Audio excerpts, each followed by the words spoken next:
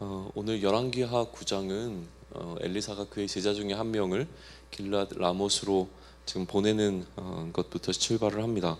허리를 동이고 가게 했는데 이것은 이제 급하게 뛰어가라고 하는 의미를 좀 담아내고 있죠. 빨리 길랏 라못으로 가는데 그 갈 때 기름병을 들려서 보냅니다. 그래서 그곳에 도착하게 되면 사람들 가운데서 예후를 찾아서 그를 골방으로 데려가 그에게 기름을 붓고 하나님의 말씀으로 이스라엘 왕으로 삼고 그 일이 다 끝나면 이제 문을 열고 도망치라고 지시를 해요.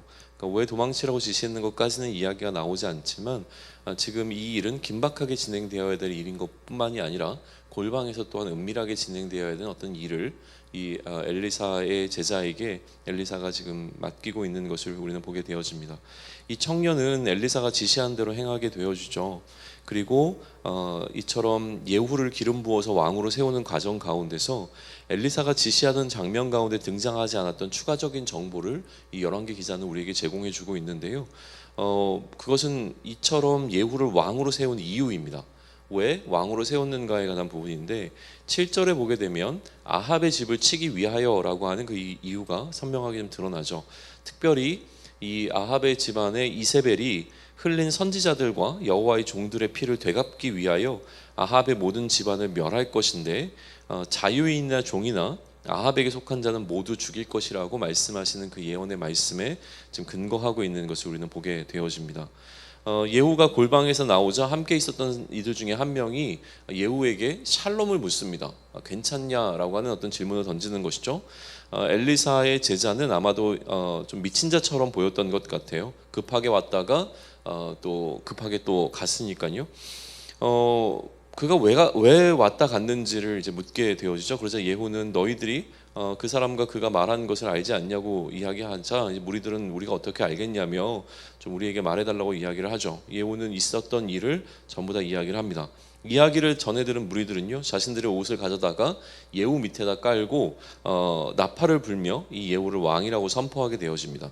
이렇게 예후는 요람을 배반하게 되어지는데요.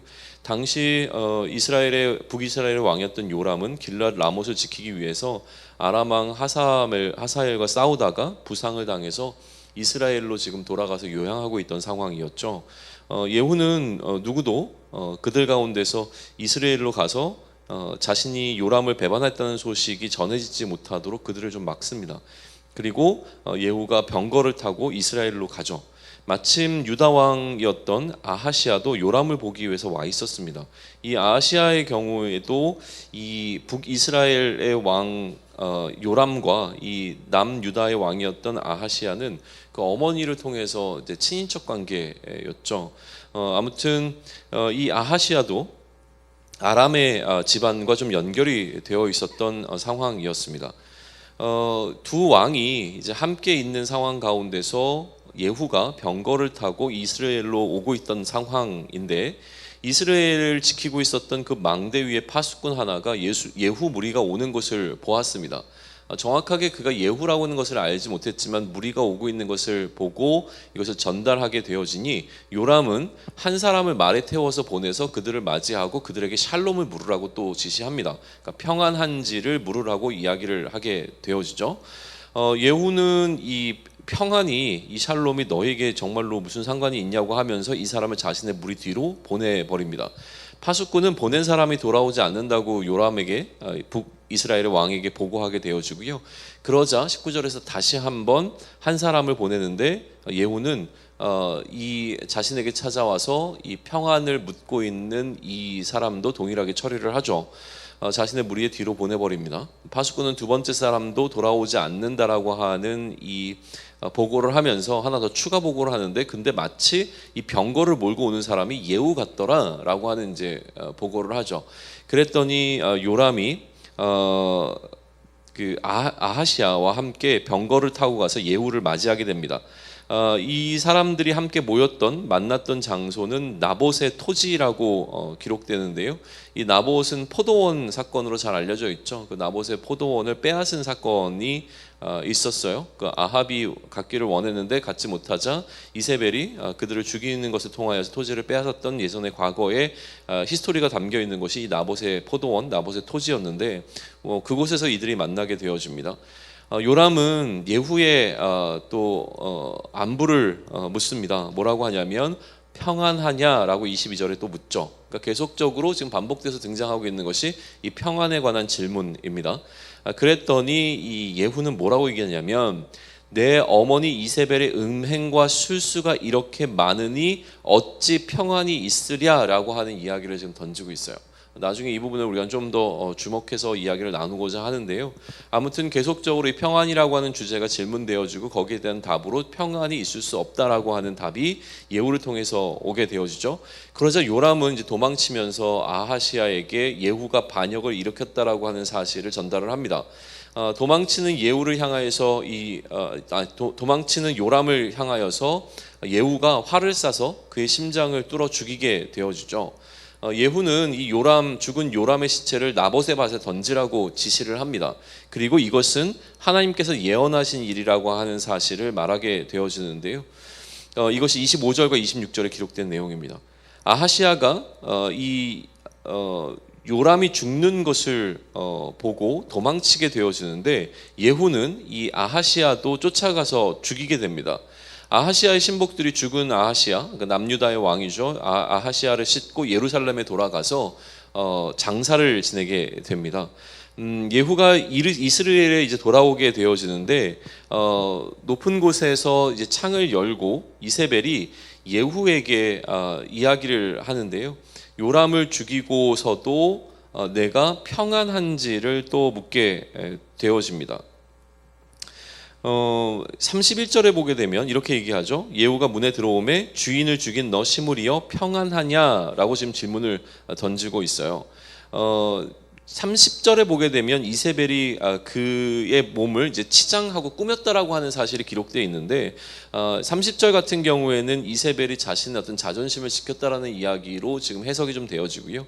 31절의 이야기를 보게 되면 이 예후를 시므리라고 지금 부르고 있거든요. 그러니까 이 장면을 통하여서 이세벨이 예후를 비꼬고 있다라고 해석이 되어지죠. 왜냐하면 시므리는 왕위를 찬탈하고 왕이 되었지만 일주일간만 통치했던 자였습니다. 그래서 그와 동일시 지금 취급하고 있는 장면으로 등장하고 있는 거예요. 그러니까 네가 이처럼 반역을 일으켜서 요람을 죽였지만 너의 통치는 일주일도 못 갈 것이다. 그러니까 시므리와 같은 자이다라고 하는 이야기를 통해서 굉장히 지금 예후를 깔보고 있는 상황입니다. 그러자 예후가 그러니까 높은 곳에 있었던 이세벨을 있는 곳을 바라보면서 소리를 좀 질러요. 그러면서 이렇게 얘기하는 겁니다. 그곳에 있는 사람들 가운데서 내 편이 있느냐, 혹은 이제 내 편이 될 사람이 있느냐라고 소리를 지르자 그 위에 있었던 사람들 가운데서 넷이 두어 명이 창밖을 내다보면서 자신들이 예후의 편에 서겠다라고 이야기를 하죠. 그러니까 예후가 이세벨을 창밖으로 던지라고 그들에게 지시를 합니다. 그래서 예후의 편에 서기로 했던 이 내시들이 이세벨을 바깥으로 던지게 되어지고요. 이세벨은 땅에 떨어져서 죽음을 맞이하게 되어지죠. 조금 시간이 흐른 후에 예후가 이세벨을 장사하라고 지시를 합니다. 그런데 장사하려고 보니까 이 이세벨의 머리와 발과 손은 찾을 수 있었지만 그 나머지 신체의 부분들은 찾지 못하죠. 그 이유는 개들이 먹었기 때문이라고 설명하면서 이는 하나님께서 엘리야를 통해 하신 말씀이 이루어진 것이라고 하는 설명을 하며 이 열왕기하 9장은 이렇게 기록되어져 있습니다. 열왕기 상 19장에서 이미 출발된 이야기였어요. 그러니까 엘리야가 힘들어할 때 하나님께서 예후를 통하여서 이 아합의 집안을 어떻게 이제 멸하실 것인가, 소위 얘기하면 이제 오므리부터 시작되었던 이 오므리 왕조의 몰락을 어떻게 가져올 것인가라고 하는 말씀이 주어졌고, 거기에 등장했던 여러 명의 사람들이 한 사람씩 등장하다가 결국 이제 예후까지 등장을 해서 오늘 우리가 보고 있는 9장과 내일 보게 될 10장을 통하여서 이 오므리 왕조, 다시 얘기하면 이 아합의 집안이 몰락하고 이제 멸망하게 되는 장면을 기록해 내고 있습니다. 그 가운데서 예후의 반역이라고 하는 것이 오늘 이 9장에서 중요한 사건으로 등장하게 되어지는데요. 예후의 반역이라고 설명하는 것은 지극히 이제 요람의 입장에서 바라봤을 때인 거고요. 하나님의 입장에서 이 반역의 뒤에는 하나님이 계시다라고 하는 하나님의 손을 우리가 기억할 수 있다면 이것은 반역이라기보다는 어떻게 보면 혁명적 사건인 것이죠. 그래서 하나님의 뜻을 통하여 혁명이 이루어진 사건으로 이런 바라볼 수 있는데, 그런데 이 스토리를 살펴보는 과정 가운데 우리의 마음 가운데 좀 이렇게 불편함이 들어오는 부분들이 있습니다. 그냥 성경의 이야기고 알고 있었던 이야기이거나 아니면 또 성경에서 여러 차례 등장하는 이야기이기 때문에 우리는 그렇구나 하고 넘어갈 수 있는 부분이긴 한데요. 그러나 곰곰이 우리가 만약에 이 사건을 가장 처음으로 접한다라고 한다면 오늘 이 스토리는 굉장히 잔인한 이야기들을 담아내고 있다는 사실입니다. 우리는 뭐 이거보다 훨씬 더 잔인한 장면들을 영화를 통해서 접하게 되어지거나 아니면 어떠한 이미지를 통해서 이미 알고 있기 때문에 이것을 이렇게 잔인하게 못 느낄 수도 있을 것 같은데요.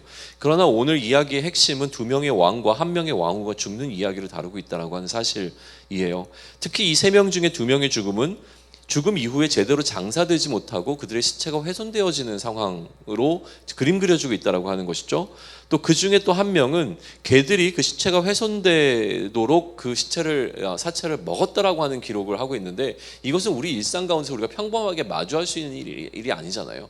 우리가 한평생을 살아가도 사실은 이러한 장면을 마주할 수 없는 그러한 일들에 관한 기록이 오늘 열왕기하 9장에 담겨져 있다는 사실을 기억하면서 이것을 잔인한 그대로 우리가 느껴야 한다라고 하는 사실이에요. 그러니까 왜 이들이 잔인하게 죽었으며 이 잔인하게 죽었던 사실을 오늘 성경은 기록하고 오늘을 살아가는 우리들에게까지 이 잔인함을 전달하고 있는가라고 하는 사실에 있어서 우리는 좀 주목해 볼 필요가 있다라고 하는 것을 좀 짚어보고자 합니다. 아울러 이러한 어떤 잔인한 역사적 사건을 전하면서 열왕기 기자가 전하려고 애쓰는 것은 무엇이냐면, 그럼에도 불구하고 이 모든 것이 하나님의 뜻대로 되었다는 것이죠. 이것은 어떤 사람의 계획이라기보다 하나님께서 이 모든 일의 배후에 계시고 하나님이 예언하시고 하나님이 예고하신 대로 일이 진행되어 있다라고 하는 사실을 우리에게 명확하게 보여주기 위해서 열왕기서 기자는 애쓰고 있습니다. 하나님의 말씀하신 대로 진행되는 것인데 하나님께서 왜 이렇게 말씀하셨는가라고 하는 부분도 우리에게 설명해 주죠. 단순히 하나님이 이렇게 뜻하셨어, 하나님께서 이렇게 잔인한 죽음을 원하셨어라고 하는 것을 넘어서서 왜 그러면 하나님께서 이러한 죽음을 이끌어 가셨는가라고 하는 설명을 해주고 있는데, 이것은 이들이 이전에 하나님을 향해서 행한 행위에 대한 보응이라고 하는 사실을 분명하게 알려주죠. 그들이 하나님께서 행한 행위에 대해서 하나님께서는 마땅한 심판을 내리신 것이다라고 하는 것을 우리에게 설명해주고 어떤 의미에서는 설득해주고 있다라고도 이야기할 수 있는 장면이 오늘 이 열왕기하 9장에 기록이 되어 있어요.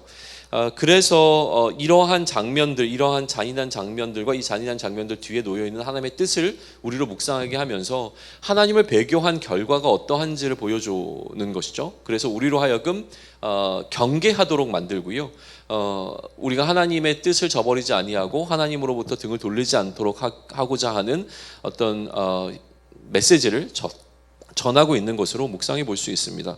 또한 한편으로는요, 하나님의 말씀은 반드시 이루어진다는 사실을 통하여서 하나님께서는 악을 관가하지 아니하시고 그 악에 대하여 하나님의 뜻을 펼치신다라고 하는 사실을 우리가 기억하도록 하면서 이 악한 시대 가운데서 여전히 하나님을 향한 신실함을 붙잡고 있었던 자들에게는 이러한 하나님의 보응의 소식은 사실은 굉장히 시원한, 어떻게 보면 해결할 수 있는 냉수가 되어진다는 거예요.